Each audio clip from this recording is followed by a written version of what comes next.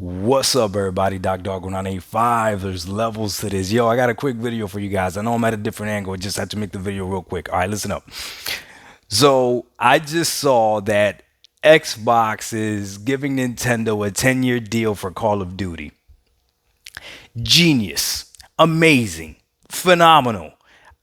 Just the amount of IQ to realize what's going on here is ridiculous. Like, this is genius, okay? So let's talk about Call of Duty. I did not know, and I'll continue to say this, that Call of Duty was this big or that Call of Duty meant this much to PlayStation. I had no idea. I had no idea it meant this much to Xbox. Look how much Xbox is willing to pay for this, right? Now, obviously, there's other stuff in the deal, probably bigger, the whole mobile aspect of it. I don't know. I'm not an expert. That's just what I hear, right? But Call of Duty specifically is a game that keeps getting used, right? So I'm sitting here looking at this and I'm like, yo, this is weird because, and then it hit me as I was in my moment. It hit me.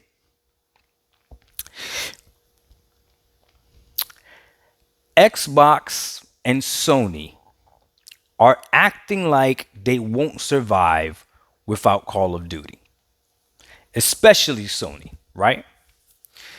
Nintendo goes ahead and accepts this deal, but Nintendo has proven that they can survive without Call of Duty. That's very interesting. Nintendo doesn't need this deal. You understand it, right? Nintendo does not need Call of Duty. They don't. So I was thinking about that beautiful narrative, the whole narrative that I've been fighting for or against it for a while now, right? You do not buy a PlayStation 5 for their exclusives. That's a lie. You don't buy a PlayStation for their exclusives. You don't buy an Xbox for their exclusives. You buy a Nintendo console for their exclusives and their first party games. The third party games on a Nintendo console are the icing on top. However, when it comes to Xbox and when it comes to Sony, you buy them for their third party exclusive, for their third party, and their first party exclusives are the icing on top.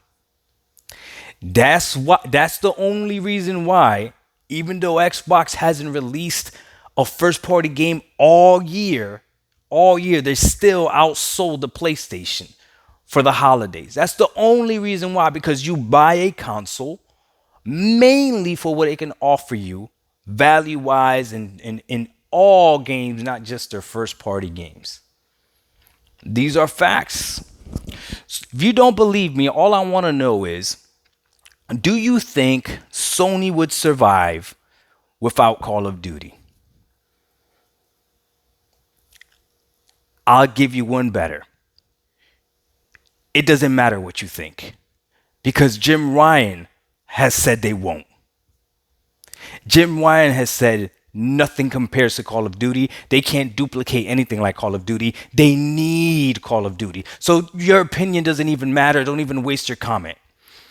Sony will not survive without Call of Duty. Nintendo has proven that it can, and I don't know if this is out of spite. I don't know what's going on with Nintendo and Sony. Now they're going to possibly take this deal. I don't even know. Did they take the deal? Are they going to take this deal? This is hilarious. Could you imagine a world where the Sony PlayStation doesn't have Call of Duty? Now, leave it to the Sony fanboys who tell you it'll be fine. Nobody plays Call of Duty. Numbers say different. Numbers say different.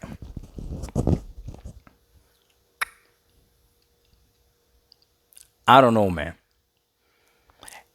If you're asking Doc, how does this benefit you as a gamer, since you always talk about the gamer perspective? This is all I want. I continuously speak about how I am a selfish gamer. I care about the way that I game, and I have no problems telling you that. And if you are a selfish gamer and you care about the way that you game, that's cool. I'm not going to knock you for it.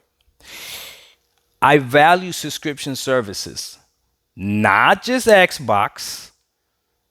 Okay, not just Xbox. I'm subscribed to PlayStation Plus Premium right now, even though I'm going to drop the tier to Extra because I feel Extra is a better value. Extra is a better value than Premium, in my opinion. And then I'll figure out whether or not I want to keep Extra anyway, because if I'm not using it, then why would I keep it, right? But imagine a world where Sony loses this. Doesn't benefit me as a gamer.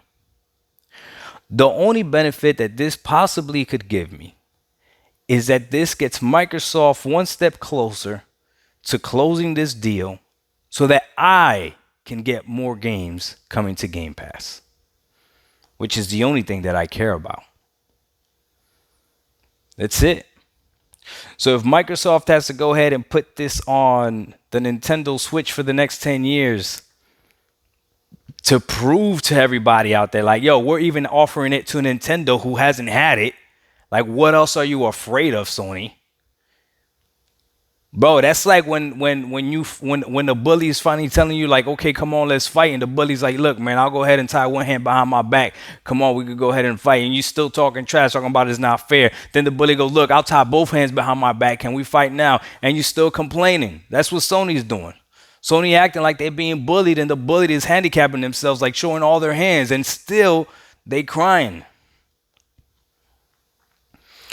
Very interesting that Nintendo would do this, though, because Nintendo doesn't even need this. What is it, 10 million copies sold of that Pokemon game? I don't know. I'm real curious to see what people got to say about this. Xbox won't survive without Call of Duty. And whether you want to believe it or not, Sony won't either. I didn't say it. I didn't say it. Jim Ryan said it. Calm down. Sony said it. Calm down. Nintendo will survive. Nintendo has survived without Call of Duty. And now they're going to go ahead and get in bed with Microsoft. Ooh, something don't look right. Ooh, them ponies gallops are going to be really weird now. I know they scared. Doc Dog 1985, there's levels to this. At least you got photo mode. We out. Peace.